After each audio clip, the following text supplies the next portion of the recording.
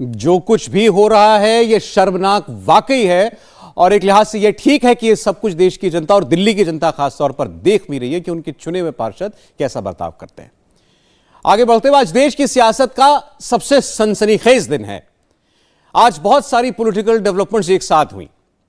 मोदी ने आज कह दिया कि जब तक मोदी हैं कांग्रेस चुनाव में हारेगी ही हारेगी। कल मोदी की कब्र खोदने का नारा लगाने वाली कांग्रेस के नेताओं ने आज मोदी को हराने की रणनीति बनाई। सोनिया गांधी, राहुल गांधी, प्रियंका गांधी मीटिंग में पहुंचे। बात यहां तक पहुंची कि शाम होते होते मुंबई में उद्धव ठाकरे और अरविंद केजरीवाल मिलने लगे और रात होते होते दिल्ली के पार्षद एक दूसरे को पीटने लगे। आज अगर चुनाव होते हो तो नरेंद्र मोदी बहुत आगे हैं। कितना आगे हैं बताएंगे आपको इस रिपोर्ट में। सावधान, चुनाव आ रहा है, अभी से चौकन्ने हो जाइए।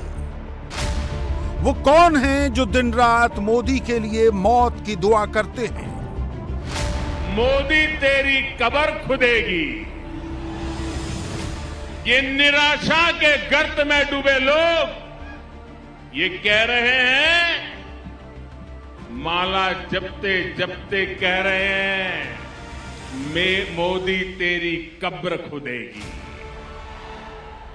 लेकिन देश कह रहा है, हिंदुस्तान के आवाज कह रही है, हिंदुस्तान का हर कोना कह रहा है, मोदी तेरा कमल खिलेगा। जो मोदी से लगातार 2 चुनाव हारे, जिनको देश ने नकारा, निराशा ही जिनका सहारा, मोदी ने किया उनके लिए इशारा। कुछ लोग जिनको देश ने नकार दिया है, जिन्हें देश अब स्वीकार करने के लिए तैयार नहीं है, जो निराशा की गर्त में डूब चुके हैं, वो आजकल माला जपते हैं, माला। मोदी के लिए गंदी सोच, विकृत सोच रखने वाले दुश्मन कौन हैं?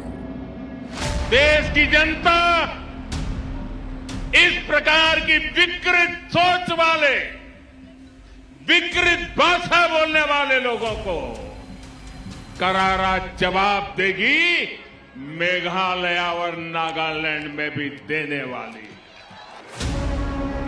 मोदी तेरी कब्र खुदेगी, ये 4 शब्द हैं कांग्रेसी इकोसिस्टम का ये नया नारा है। लेफ्ट के इकोसिस्टम ने नारा लगाया था, मोदी मर जा तू।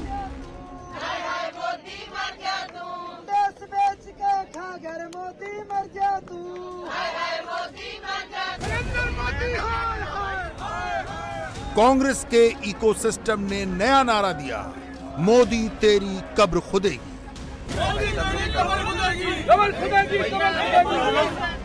ये नारे लिखे जा रहे हैं, लगवाए जा रहे हैं, रटवाए जा रहे हैं, क्योंकि नारा जब लगा तो कांग्रेस की पूरी टॉप लीडरशिप वहां बैठी थी। मोदी के पिताजी का अपमान करने वाले पवन खेड़ा वहां बैठे थे। कांग्रेस के महासचिव रणदीप सुरजेवाला बगल में ही थे।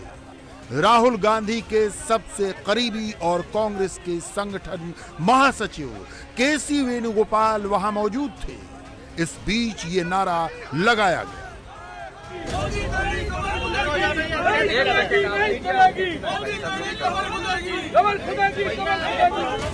मोदी तेरी कब्र खुदेगी।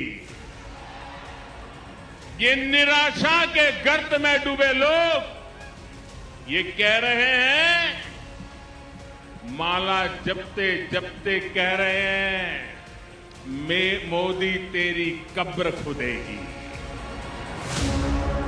मोदी के सियासी दुश्मन कब्र की बात क्यों करने लगे? पूरी क्रोनोलॉजी समझिए। वो 2014 में मोदी से हारे, वो 2019 में भी मोदी से हारे। सारे सर्वे बता रहे हैं कि वो 2024 में भी मोदी से तीसरा चुनाव हारने वाले हैं। मतलब जो चुनाव में मोदी से जीत नहीं पा रहे, वो अब प्रधानमंत्री की मौत की कामना करने लगे।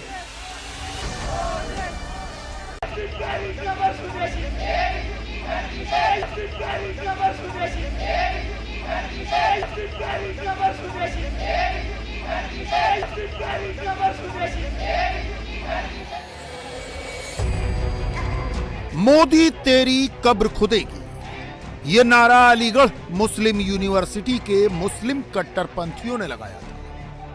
तब इसके साथ इंशाअल्लाह इंशाअल्लाह का नारा भी लगाया गया।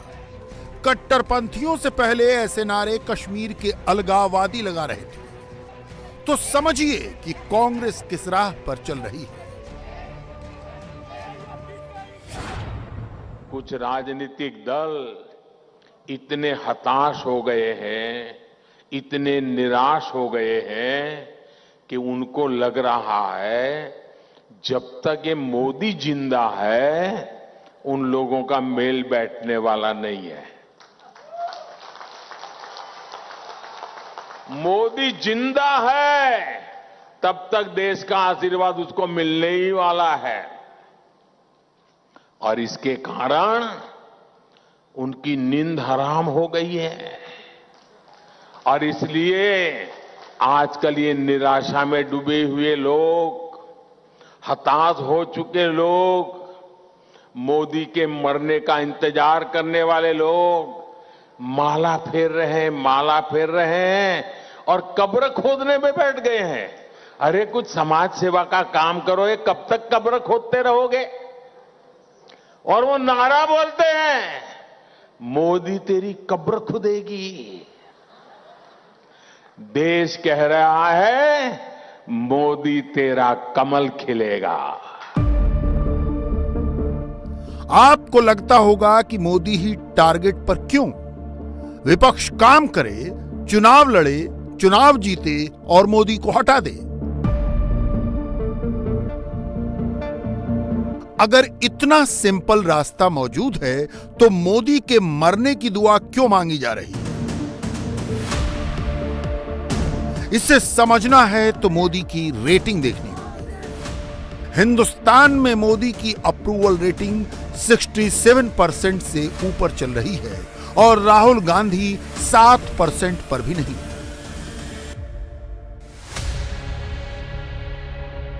7% रेटिंग वाले ऊपर बढ़ ही नहीं रहे और नरेंद्र मोदी 67% से नीचे घट ही नहीं रहे। मोदी के दुश्मनों के फ्रस्ट्रेशन का मेन रीजन यही है। रेटिंग एजेंसी इप्सॉस ने पूरे भारत में नरेंद्र मोदी की रेटिंग जानने के लिए सर्वे किया तो 18 से 30 साल के युवाओं के बीच मोदी को 70% की अप्रूवल रेटिंग मिली। 30 से 45 साल के लोगों के बीच मोदी को 65% की अप्रूवल रेटिंग मिली। शिक्षा की कसौटी पर मोदी की अप्रूवल रेटिंग 78% रही और साफ सफाई स्वच्छता के पैमाने पर मोदी के काम को 63% लोगों ने अप्रूव किया। पूर्वोत्तर के 3 राज्यों में चुनाव है, वहां के सर्वे भी एक ही ओर इशारा कर रहे हैं। मोदी है, इसलिए त्रिपुरा, नागालैंड और मेघालय में भी मोदी मोदी हो रहा है। 3-3, 4-4 महीने के बच्चों को लेकर पूरा परिवार मोदी से मिलने आता है। He's awesome actually. We are very excited and first time मैंने उनको देखा है। Seriously we are blessed. और पता है कि जैसे उन्हें 10 सालों में उन्होंने जो भी किया है और आगे बहुत अच्छा करेगा। मोदी के बारे में अच्छा क्या लगता है? Everything. मोदी के बारे में तो सब कुछ अच्छा लगता है, सब कुछ। क्या आपकी बार बीजेपी के चांस है मेघालय? जी चांस है, हम लोग दिखाएगा। हम लोग के लिए जितना किया बीजेपी, दूसरा पार्टी कोई भी नहीं किया, इसलिए हम लोग बीजेपी का सपोर्टर है सब। क्या स्थानीय लोग भी यहाँ उतना ही समर्थन दे रहे हैं? ट्राइबल, नॉन ट्राइबल सब मिलके? सब हम लोग बीजेपी के साथ है। Very good. Very good. I feel proud of him that he has come to us to see. Yes. Meghalaya में मोदी आएगा? आ गए और क्या आएगा? मोदी सरकार जीतेंगे इस बार तो चुनाव में, इस बार एक कंफर्म है मेघालय में बीजेपी आएंगे। नरेंद्र मोदी की दीवानगी को नापने का एक तरीका ये भी है कि 3 महीने की ये गुड़िया है, अगर इसके चेहरा देखा पाए तो नरेंद्र मोदी की रैली में इनको लेकर आए थे, भीड़ बहुत ज्यादा थी। मोदी जी को देखना था इसीलिए हाँ, मोदी जी को एक बार तो मोदी जी को देखना था। बीजेपी चुनाव पर चुनाव जीत रही है क्योंकि वो चुनाव को पूरे दम से लड़ रही है, पूरी गंभीरता से लड़ रही है। पूर्वोत्तर के छोटे छोटे राज्यों में भी खुद मोदी जाकर रैलियां कर रहे हैं। दूसरी ओर कांग्रेस है जो इंटरनल इलेक्शन से भी बचती फिर रही है क्योंकि उसे डर है कि इंटरनेशनल इलेक्शन हो गए तो पार्टी में फैमिली नंबर 1 का होल्ड चला जाएगा। कांग्रेस के रायपुर अधिवेशन में राहुल गांधी आए तो ये माहौल बना। यहीं पर खड़गे आए थे तो कोई स्वागत सत्कार भी नहीं हुआ। इसी से साफ पता चलता है कि कांग्रेस में किसकी चल रही है। कांग्रेस पार्टी और उसके नेता परिवारवाद का मुद्दा प्रधानमंत्री को तश्तरी में पेश करके दे रहे हैं। मोदी इसे बिल्कुल आसान भाषा में एटीएम का एग्जाम्पल देकर पब्लिक को समझा देते हैं। लंबे समय तक मेघालय सहित उस पूरे रीजन को कुछ लोगों ने अपने परिवारों की, अपने स्वार्थ की पॉलिटिक्स के लिए प्रयोग किया है। ये परिवारवाद जाना चाहिए कि नहीं जाना चाहिए? मेघालय को परिवारवाद से मुक्ति मिलनी चाहिए कि नहीं मिलनी चाहिए? इन लोगों ने नॉर्थ ईस्ट के हर स्टेट को, जैसे हम पैसों की जरूरत पड़े और एटीएम से पैसे निकालते हैं ना, ये दिल्ली में ऐसी ऐसी पॉलिटिकल पार्टियां रही हैं, यहां मेघालय में भी ऐसी ऐसी पॉलिटिकल पार्टियों ने काम किया है। उन्होंने पूरे मेघालय को एटीएम बना दिया है, रुपये मार लेते हैं, अपने जेब पर देते हैं। प्रधानमंत्री की ताकत के पीछे पब्लिक का मैंडेट है। मोदी से जलने वाले, मोदी से चिढ़ने वाले, मोदी से नफरत करने और मोदी के मरने की दुआ मांगने वाले ये समझ ही नहीं पाते कि मोदी बार बार चुनाव क्यों जीत जाते हैं। पंजाब की सड़कों पर जब हंगामा बरपा था तब उसे संभालने की जगह आम आदमी पार्टी के मुख्यमंत्री भगवंत मान मुंबई में कॉन्फ्रेंस कर रहे थे। कांग्रेस के 3 मुख्यमंत्री हैं, तीनों रायपुर में एक बार फिर राहुल के लिए रिलॉन्च पैड तैयार कर रहे हैं। पूर्वोत्तर के बाद कर्नाटक में इलेक्शन है। बीजेपी ने वहां कई महीने पहले से तैयारी शुरू कर दी। मध्य प्रदेश, छत्तीसगढ़, राजस्थान और तेलंगाना, मोदी की पार्टी प्रचार भी जमकर कर रही है और मोदी जीत का ग्राउंड भी तैयार कर रहे हैं। G20, UN security council, Turkey में ऑपरेशन दोस्त और डिजिटल ट्रांजैक्शन में इंडिया को वर्ल्ड लीडर बनाने का मिशन। विरोधी हैरान हैं कि मोदी एक साथ कितने फ्रंट पर काम कर रहे हैं। प्रधानमंत्री की रेंज बड़ी हो गई है। मोदी ने लेवल अप कर दिया है। हिंदुत्व और राष्ट्रवाद, बहुत से लोग आपको बताएंगे कि ये 2 वैल्यूज ही बीजेपी के कोर वैल्यूज हैं। हिंदुत्व से अयोध्या का राम मंदिर जुड़ता है, काशी का विश्वनाथ धाम जुड़ता है, उज्जैन का महाकाल लोक जुड़ता है, सोमनाथ का सोमनाथ मंदिर जुड़ता है, गंगा, जमुना और सरस्वती जुड़ती है। राष्ट्रवाद से कश्मीर जुड़ता है, 370 जुड़ता है, तिरंगा जुड़ता है और सेना का सम्मान जुड़ता है। मोदी ये सब करते हैं इसलिए उनको वोट मिलते हैं। मोदी सिर्फ यही नहीं करते, मोदी की पॉपुलैरिटी के पीछे और भी बहुत कुछ है। इंडियन डेमोक्रेसी में मोदी शाही क्या है और अमित शाही क्या है, ये समझाने के लिए आपको गृहमंत्री की एक बात सुनाते हैं। एक देश की सीमाओं को राजनीति ने तय नहीं किया, भूगोल ने भी तय नहीं किया, देश की सीमाओं को हमारी संस्कृति ने एक किया है। हम मानते हैं कि ये जियो कल्चर देश है। हमारा विकास का दर्शन बहुत स्पष्ट है, व्यक्ति से लेकर ब्रह्मांड तक सब चीजें एक दूसरे के साथ जुड़ी हुई है। किसी का भी अति, किसी का भी एक्सट्रीम बैलेंस तोड़ सकता है।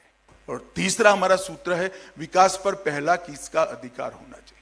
हमने इस देश के एक प्रधानमंत्री का भी सूत्र सुना है कि विकास पर सबसे पहला अधिकार मुसलमानों का है, माइनॉरिटी का है। हमने सुना है, मनमोहन सिंह जी बोले थे, आप सबने सुना होगा।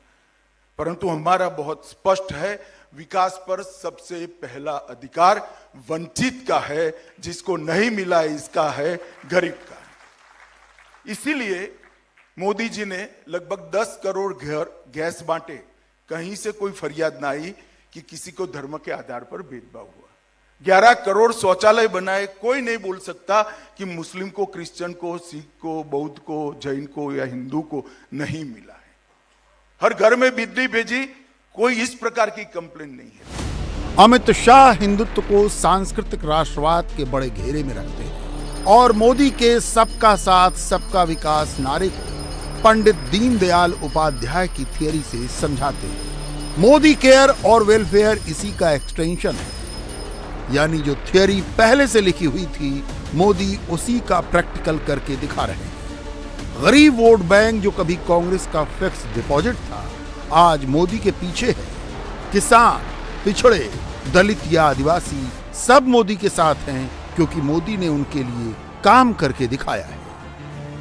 इंडिया टीवी हर वक्त हर जगह डाउनलोड करने के लिए सर्च करें India TV news Google play store या ऐप स्टोर पर।